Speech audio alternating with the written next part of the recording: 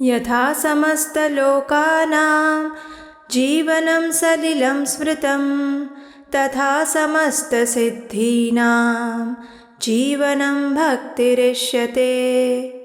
बृहद नारदीय पुराण में नारद मुनि ने कहा, जिस प्रकार जल समस्त मनुष्यों का जीवन है, उसी प्रकार भगवान की शुद्ध भक्ति समस्त सिद्धियों की जीवन स्वरूपा है। अर्थात मूल में यदि भगवत भक्ति है तो समस्त सिद्धियां जीवंत रहेगी और भक्ति रहित होने पर सिद्धियां भी प्रभावहीन हो जाती हैं। हरे कृष्णा। मनुष्य का परम कर्तव्य है कि वो अपने नित्य कर्म करते हुए भी, गृहस्थ जीवन जीते हुए भी अपना अधिक से अधिक समय भगवान श्री कृष्ण की भक्ति और उनकी सेवा पूजा में व्यतीत करे। भगवान श्री कृष्ण की भक्ति के द्वारा ही हम अपने जीवन के अंतिम पड़ाव को पार कर सकते हैं, यानी कि आध्यात्मिक जगत की प्राप्ति कर सकते हैं। और ऐसी परम आध्यात्मिक सिद्धि देने वाली है एकादशी तिथि। तो आज की इस रमा एकादशी पारण विशेष वीडियो में हम जानेंगे कि आखिर इस कार्तिक मास में आने वाली विशेष रमा एकादशी का पारण कैसे करना चाहिए, उसकी संपूर्ण विधि क्या है और उस पारण के अंत में भगवान से क्या प्रार्थना करनी चाहिए। तो चलिए आज की ये वीडियो आरंभ करते हैं। श्रीमद् भागवतम के 6ठे स्कंद के 3य अध्याय में स्वयं यमराज जी अपने यमदूतों से कहते हैं, एतावानेव लोकेस्मिन् पुंसां धर्मः परः स्मृतः भक्ति योगो भगवती तन्नाम ग्रहणादिभिः। हे दूतों, नाम संकीर्तन इत्यादि रूप जो भगवान की भक्ति है, वही इस लोक में समस्त पुरुषों का परम धर्म कहा गया है और ऐसी ही भक्ति हमें एकादशी व्रत के पालन द्वारा प्राप्त हो सकती है। एकादशी व्रत करने से हमारे मन की शुद्धि होती है, शरीर स्वस्थ रहता है और मन शुद्ध होने पर ही हम भगवान को प्रत्यक्ष या परोक्ष रूप से प्राप्त कर सकते हैं। श्री एकादशी को बढ़ते और घटते चंद्रमा में 11वें दिन मनाया जाता है और भगवान हरि को अत्यंत प्रिय है, इसलिए इस दिन को हरिवासर भी कहा जाता है। व्यक्ति को एकादशी व्रत का पालन भौतिक सुख समृद्धि में वृद्धि के लिए नहीं, अपितु भगवान श्री हरि की प्रसन्नता हेतु उनकी शुद्ध भक्ति प्राप्त करने के लिए करना चाहिए, ऐसा शास्त्रों का कथन है। ये व्रत अनेक पुण्यों का प्रदाता है, लेकिन इस भक्तिमय सेवा का मूल प्रयोजन परम भगवान के प्रति प्रगाढ़ प्रेम विकसित करना है। भले ही जीवन के चारों लक्ष्य धार्मिकता, आर्थिक विकास, इंद्रिय तृप्ति और मोक्ष स्वतः ही इन सब के साधक का अनुकरण करे, लेकिन फिर भी पवित्र शुद्ध भक्ति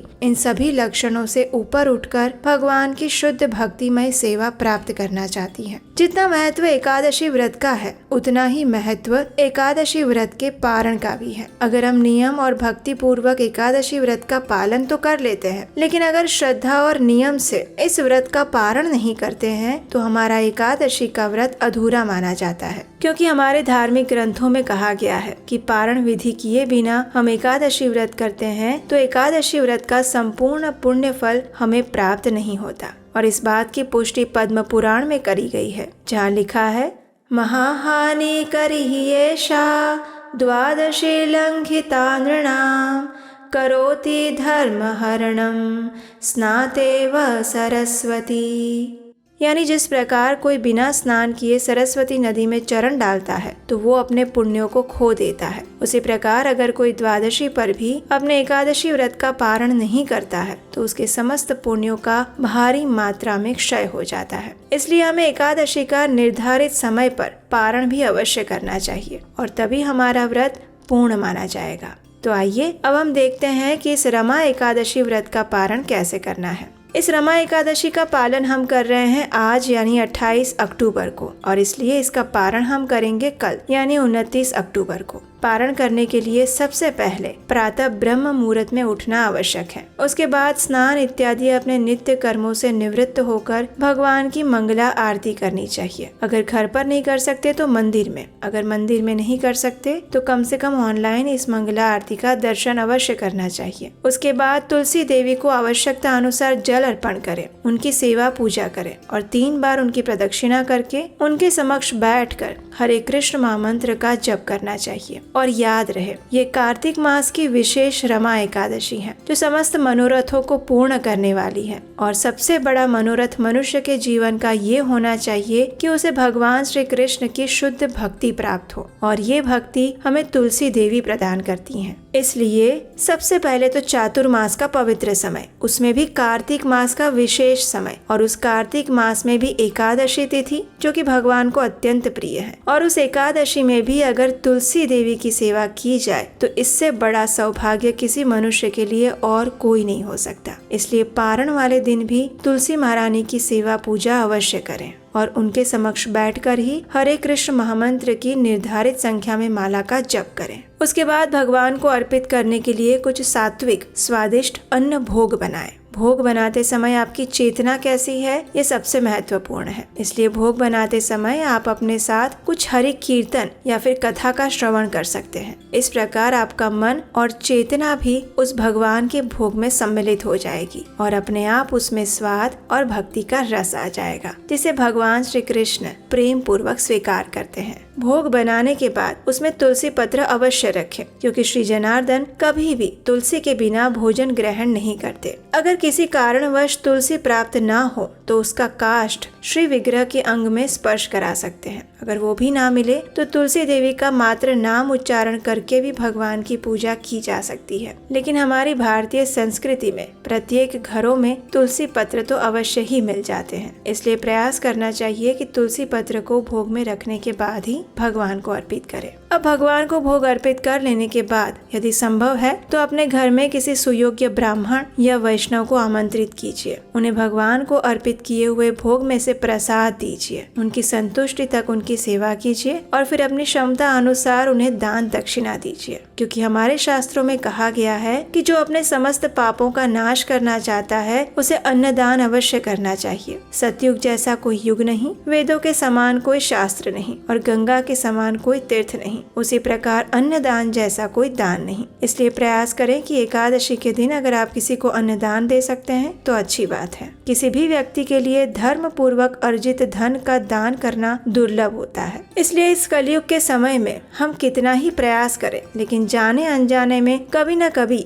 हमारे घर पर ऐसी लक्ष्मी आ जाती है जिसका शुद्धिकरण करना आवश्यक होता है। और इस शुद्धिकरण की प्रक्रिया के लिए सरल उपाय है भगवान की सेवा के लिए दान देना। ऐसा करने से हमारी लक्ष्मी की भी शुद्धि हो जाती है और हमारे मन में लक्ष्मी के लिए आसक्ति भी धीरे धीरे कम होती है। अब इसका अर्थ ये भी नहीं है कि हम पाप कर्म करके लक्ष्मी अर्जित करें और फिर थोड़ा सा दान करके पुण्य कमा लें। धन उपार्जन नैतिक विधि और नियमों द्वारा ही करना चाहिए और एकादशी के दिन कुछ न कुछ दान अवश्य करना चाहिए। गौ माता की सेवा करनी चाहिए या फिर उन्हें चारा खिलाना चाहिए। अगर कहीं ऑनलाइन दान देने की सुविधा है तो वहाँ भी दान दे सकते हैं या फिर अपने आसपास के किसी मंदिर में जाकर भी दान और अन्न प्रसाद दिया जा सकता है या फिर किसी जरूरतमंद व्यक्ति को भी आप दान दे सकते हैं। लेकिन आप जहाँ भी दान दे वो योग्य स्थान पर देना चाहिए, योग्य व्यक्ति को देना चाहिए, क्योंकि हम जो दान कर रहे हैं वो पुण्य फल के लिए कर रहे हैं। लेकिन अगर सामने वाला व्यक्ति उसका गलत उपयोग करता है तो उसका पाप फल के भागीदार हम भी बन जाते हैं। अब अपने घर पर ब्राह्मण को भोजन करवाकर उन्हें दान दक्षिणा देने के बाद अब समय है आप स्वयं पारण करें। लेकिन पारण करने से पहले आप अपना एकादशी का पुण्य फल भगवान के चरणों में अर्पित करें और उनसे प्रार्थना करते हुए इस श्लोक का उच्चारण करें।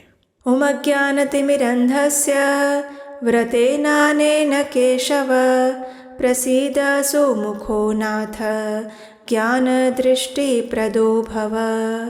हे केशव, मैं अज्ञान रूपी अंधकार से अंध हो रहा हूँ। इस व्रत द्वारा सम्मुख होकर प्रसन्न होकर मुझ पर कृपा करें और मुझे ज्ञान नेत्र प्रदान करें तथा आपकी शुद्ध भक्ति की कृपा दें। इस प्रकार प्रार्थना करके अपने एकादशी के पुण्य फल को भगवान श्री कृष्ण के चरणों में अर्पित करते हुए इस एकादशी व्रत का पारण करें। अब देखिए, अगर इस कार्तिक मास में आपने नियम लिया है कि आप अन्न प्रसाद नहीं ले रहे हैं तो फिर इस व्रत का पारण कैसे करेंगे? तो ऐसे समय में आप चावल का एक दाना लेकर भी इस व्रत का पारण कर सकते हैं। इस कार्तिक मास के लिए जो भी आपने विशेष नियम लिए हैं उनका दृढ़ता पूर्वक पालन करें, एकादशी के दिन भी और द्वादशी के दिन भी। अगर कोई व्यक्ति निर्धारित समय के अंदर पारण नहीं कर पाता है तो वो दोष उत्पन्न करता है और ये इतना गंभीर दोष है कि उसने अम्बरीश महाराज को भी दुविधा में डाल दिया था। तो इसलिए पारण के निर्धारित समय पर अपना पारण अवश्य करना चाहिए। पारण करते समय अगर आपके पास जगन्नाथ जी के सूखे चावल है तो वो श्रेष्ठ है। अगर आपने एकादशी उपवास निर्जल किया था तो आपको पारण के समय अन्न ग्रहण करने की आवश्यकता नहीं है। आप इसका पारण चरणामृत या फिर फल लेकर कर सकते हैं। ऐसे भक्तों के लिए परामर्श दिया जाता है कि वे दूध और जल को आधा आधा भाग मिलाकर उसमें शक्कर मिलाकर सूर्योदय के उपरांत निर्धारित पारण समय के अंदर ग्रहण करें और फिर द्वादशी के दिन मात्र एक बार ही हल्का फुल्का भोजन ले। अगर आपने एकादशी व्रत का पालन फल और एकादशी प्रसाद के साथ किया है तो व्रत का पारण आपको